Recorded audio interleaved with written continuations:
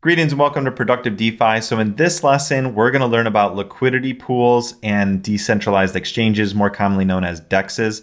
But before we do that, I just want to take a brief moment to orient ourselves so we don't get lost in this whole process, because blockchain has a ton of protocols on it and it can be very overwhelming. Again, we're focusing on one concept at a time. And then in the self-sufficiency portions of this course, I'm going to show you how you can navigate the hundreds of other protocols that are out there. And you'll see how they're nearly identical, if not identical, to the steps that I'm teaching you with these individual protocols. You'll see how they transfer over and work almost identical. So all lend and borrow apps are very similar. All liquidity pools and DEXs are very similar. So you'll see that even though the ecosystem has hundreds, if not hundreds of thousands of different protocols out there, I'm going to show you how you can locate the ones that matter, and the skills that you're learning in these fundamental videos carry over to all of those other protocols. And again, you'll see all of that in the self-sufficiency portions of this course later on.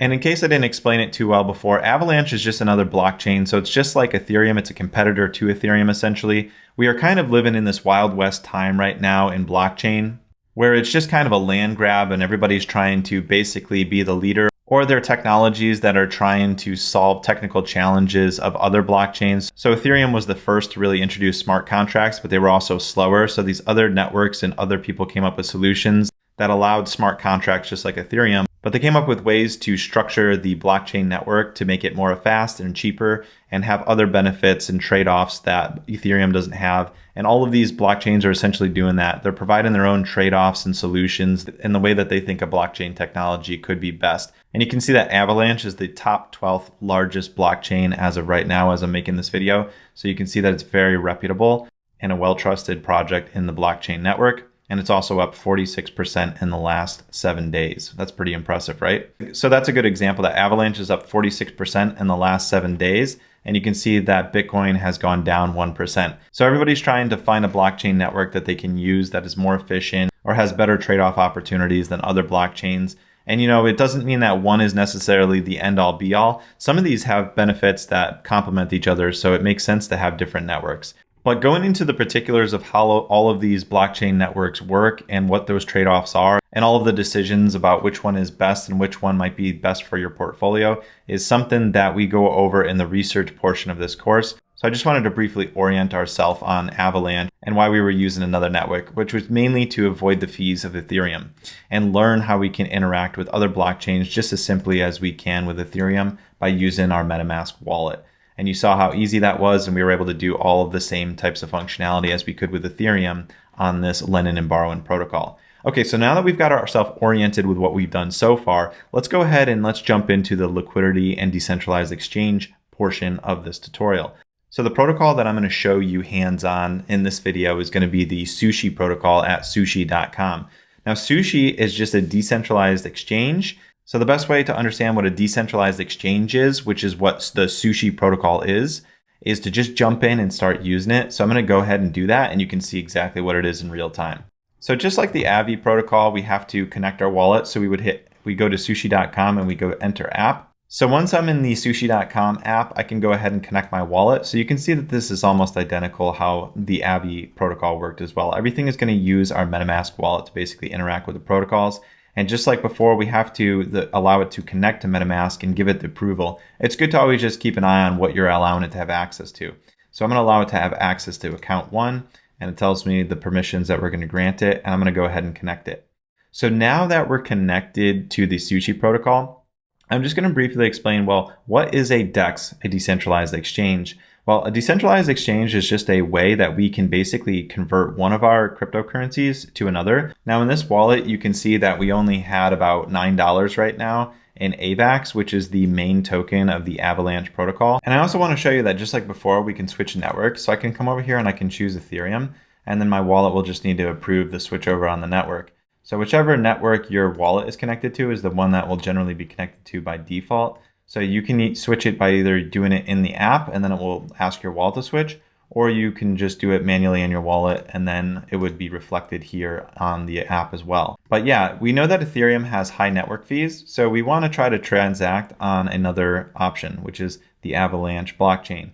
And now there's a bunch of other blockchains that we could transact on, obviously, but since we have already interacted with Avalanche, I'm just going to stick to that one for now. And then later on, we will branch out and we will use other protocols just to show you that you can navigate blockchain in all different ways, especially as we get to the self-sufficiency portion of this course, because you want to be self-sufficient and I want you to be able to go to all of these, but they are basically just identical to the steps we took before to switch over to the Avalanche branch. Okay, so I'm just going to switch back to Avalanche here since we know that the network fees are less.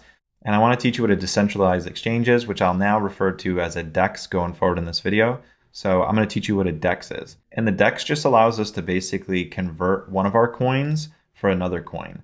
So you can see here that I could trade the AVAX for any other coin that I wanted to here. Now, good question. Why would you do this instead of using Coinbase? Because we saw that we could just purchase our coins here. Well, Coinbase is a nice way to get our funds into here and purchase most of the main coins, the popular coins. But what you're going to find as you get further into blockchain and as I transition you into being self-sufficient, there's a lot of coins that are not offered on Coinbase, such as new coins and coins that are not as popular or don't have the largest market cap. And a lot of times that can be where the opportunities are, right? The ones that have the smaller market cap that can grow significantly. So they haven't been listed yet on Coinbase. So in order to access all the other coins that exist out there on blockchain, we have to use the DEXs to allow us to transfer between coins. Now I'm going to use this as an opportunity to show you how I can convert the AVAX over to ETH. And I'm also going to use this as an opportunity to teach you an important lesson. The first thing is that, as we know, whenever we're transacting in the network of our choice, if we try to make a transfer, we do need some of the main token that's in the blockchain to pay for the fees. So what we're going to need to do in order to pay this network fee for the AVAX is we can't just spend our max because we will need to pay the fee. So we need to make sure that we spend less than what we have in our wallet in order to transact. And also to be able to do further transactions on the AVAX blockchain, we do want to keep some of this capital here so we can pay for fees. But as we know, fees are very cheap. And we saw in our previous video how we were only paying about 20 cents or so. So what I can do is I can reduce this down so I can save some of the funds so that we can pay for fees later. So I just have $4 here that I want to transact for $4 of ETH. And I'm going to do this, I'm trading it for ETH in a very particular reason because I want to teach you an important lesson. So please note, again, we are on the Avalanche protocol instead of Ethereum. And we're transferring from the Avalanche protocol, switching AVAX to ETH. Again, not spending all of our AVAX because we do need to pay for the fee, which requires the blockchain that we're transacted in's main coin to pay for the network fee. And so those are all very important lessons. And now I'm going to go ahead and I'm going to swap this and I'm going to show you that this is going to allow us to change our 0.2 AVAX into buying this amount of ETH, which is a very small amount. And so you can see that the DEX charges a network that not only is there a network fee to transact this, I should say, but the DEX also takes a fee of its own, which is unrelated to the network fee. They're going to take a transaction fee. So they charge 1% to transfer. So because we are purchasing from the DEX, they make money by basically we pay the fee, but we're not paying the fee to the DEX isn't an individual person.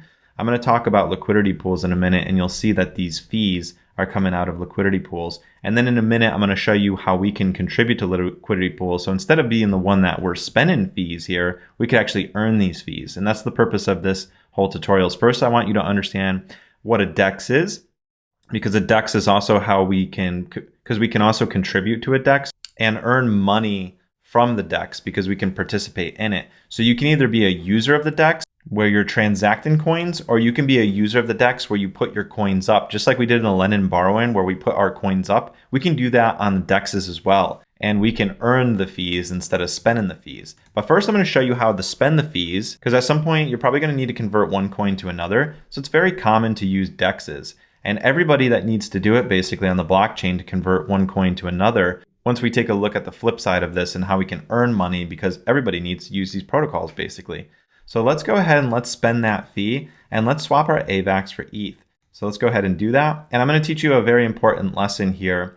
So I'm just going to go ahead and confirm. You can see that the total AVAX fee is 13, but that's fine because we saved funds to pay for it. So again, this is nice that we're on Avalanche network because Ethereum had up to $20 worth of fees for every time we were spending gas. And then the total is just the amount that we're transferring because we're basically converting $4 and some change, and then plus the fee that we have to pay. So let's go ahead and confirm that. We should have roughly $4 of ETH in our wallet once this swap is confirmed. Now again, transactions take some time. generally, but the Avalanche network is usually super fast. So we can go into our wallet and it's probably already done doing the transaction. Oh, it just finished. So perfect timing. So very important lesson. Again, a lot of my lessons, I try to incorporate multiple components of learning opportunities as we go through it for the most time efficiency in your learning of DeFi and blockchain. So I'm just going to go ahead and I'm going to refresh this list. Nope, we couldn't locate our ETH. So again, we don't want to panic if we don't see the ETH here in our account. What we want to do is we want to just make sure that we import the tokens. That way we can see it here in our wallet. And one of the easiest ways to do that is after doing our transaction, we can click on the link and be brought over to where that transaction took place. So we can see here that this was on the Snow Trace, which is the way that is the blockchain explorer again for Avalanche. So what we can do is we can come in here and we can see that there was a transfer we can see for ETH. So we can go over here to this ETH and then we can find the contract that's related to it and we can just copy that address. And then let's go back here into our MetaMask. And let's go ahead and let's import a token. I'm just going to go ahead and paste that contract address here. And then I'm going to go ahead and hit next. And we'll import that. And you can see that our balance did exist. So at no point did we not own these funds. They were always there. We just had to make sure that our wallet could locate them effectively. So now we have the ETH here. So here's the ETH. And now that we have this Ethereum in our account, I just wanted to point out the important part of this lesson is that we were on the Avalanche network, again, when we made this transaction. So it's important to remember that when you're using these DEXs, that you understand which network you're on, because even though this is called ETH, if we go back to our Ethereum network, that ETH that we transacted, this is Ethereum that we owned before. So you can see it's interesting because there's an Ethereum token that's on the Ethereum network, but there's also an ETH token on the Avalanche network. Now, why is that? So it's important to remember again that blockchain is made up of multiple different networks and all these networks are separate from each other. So what happens is if you're on one network and you send your funds over to another network, what's really happening is the funds actually don't come across to the other network. Instead, what they do is they get locked up on the network that you were using and the other network then gives you a new coin. So it's basically like you print a new coin. You lock up the old one that you had in your account, but it goes to somebody else and they lock it up. And then they print you a new one that you can use. Now, I know that can be a very confusing concept, but it's an important thing that I wanted to cover because I want you to understand that if you purchase ETH on the Avalanche network, then what you end up with is an ETH token on the Avalanche network instead of an ETH token on the Ethereum network. But these coins that you get, which are considered wrap coins, essentially hold the same value of the coin that they represent. So this Ethereum here, this ETH, is essentially identical to the ETH on the Ethereum network in terms of its value, but they're on a separate network, so they can't communicate. You can't send this ETH over the Ethereum network. So it's an important thing to remember.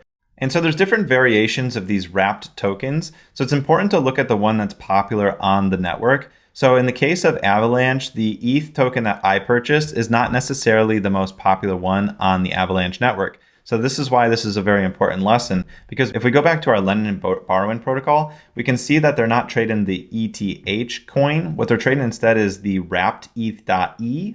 So this wrapped ETH, which has the coin symbol WETH.E, is the main one that people transact on Avalanche to represent and match up with the value of ETH on the ETH network. That can be very confusing. So you want to make sure that you purchase the right token. So in my case, I purchased the token that I don't really need, right? What I really need is the wrapped ETH.E because that's the main one that people like to transact on the network. So if I wanted to switch that, I could just go ahead here and take this ETH and then try to send it over to the wrapped ETH. And this is the main token that I would really want here when I'm on the Avalanche network because it's the one that they're using to represent the wrapped up value of the ETH.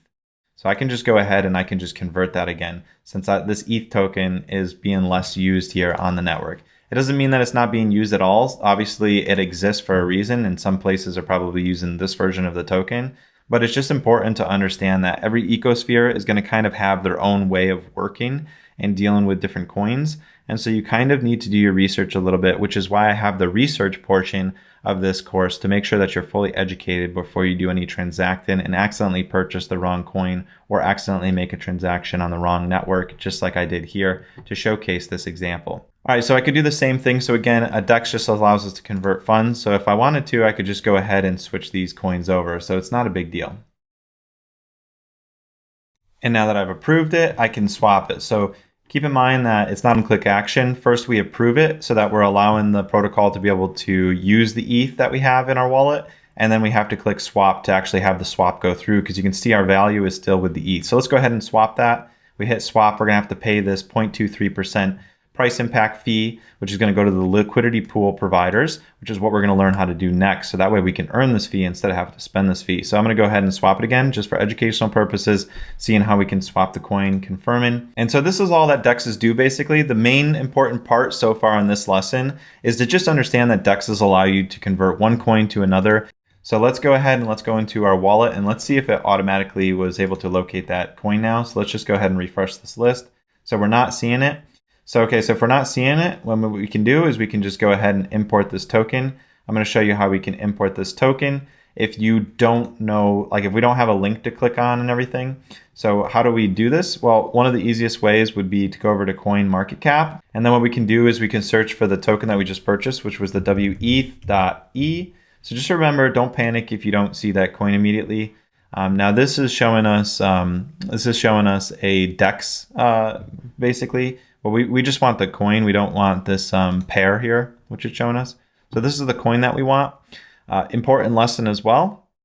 We're going to try to add this to our MetaMask. There's this add MetaMask here. It should probably throw an error. And that's because this says here the contract that we have is the Ethereum. But again, we did this on the Avalanche network here when we were on Sushi.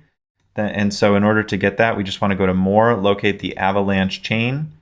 And then in here on this page from the Avalanche chain, we want to figure out how to add this to the wallet. And there's a little button over here on the side. And you can see here's the value of our wrapped ETH.E. And then we can just add this token. And then this will show up now here in our wallet. So again, don't panic if you don't see your funds. They're not lost. It just means that you have to figure out how to import them into your wallet. And if you search on CoinMarketCap, you're able to locate the contract. And again, that contract is sometimes not, it might be listed under Ethereum initially, but if you go to more, you can see the other networks where they have their version of the contract. And I could have also just hit actually add MetaMask to here instead of clicking this link, because this actually made it more confusing. So I probably should have just hit add to MetaMask here. That would have been the simpler path. Yeah, so all set to go though. We have our coin swapped over. And now you understand the importance of understanding which network you're on and which network you're purchasing the coin for, because there's some similar name coins that are on different networks. And here we can see that on the Avalanche network, they place more of an emphasis on this particular coin to represent the value of ETH instead of the other one that we were using. That's the one that you would need if you wanted to come in here, for example, into the lending and borrowing protocol and transact wrapped Ether. So wrapped tokens is a very common term that you're going to hear throughout blockchain. And again, it's because the blockchain networks actually are completely separate from each other. So when you're wrapping an asset up, what you're really doing is there's a process that's taking place on the blockchain where the Ethereum network is basically taking your coin and locking it up somewhere. And then you're being printed a completely different coin on a different network. And that's the coin that you hold. So it's a wrapped Ether. And we have things like wrapped Bitcoins and everything like that. And basically all of the blockchain networks, there's tons of different wrapped assets. And that allows us to hold the ETH token basically on a completely different blockchain, but basically have a token that's pegged to the value of Ether on the Ethereum network. So isn't that really cool? So just like stable coins are pegged to something like the US dollar, wrapped coins are pegged to the value of the asset that they represent. So they're a one-to-one match with the asset that's wrapped. So wrapped Bitcoins are wrapped to the value of Bitcoin, and wrapped Ethereum tokens are pegged to the value of the Ethereum token on their main networks respectively. So very fascinating. So that's what's happening there on the blockchain network. And again, my goal is not to confuse you. It's just to make sure that you understand how to use these protocols safely and that you have a good understanding of the differences between networks. So that way you're a better educated blockchain and DeFi user. But again, the main portion of this lesson is just understanding that DEXs allows us to exchange one cryptocurrency coin for another, and we can choose different networks that we want to use on these DEXs. Each DEX will support different types of blockchain networks. They don't necessarily support them all, and some only support as little as one. But you can see here that Sushi Swap is a very popular DEX and it supports many, many different blockchains. So you'll see that SushiSwap is one of the most popular DEXs, and that's why I wanted to teach you this protocol, because you probably will use SushiSwap quite a bit. and all of the other protocol and all the other DEXs are very similar to SushiSwap. Now this video is getting a little bit long, so what I'm going to do is I'm going to take a break here. You basically learned what a DEX is in this video, and in the next video I'm going to show you how we can use liquidity pools, and I'll teach you exactly what they are and how to use them in the next video. All right, so take a quick break, grab a coffee, and I'll see you in the next video.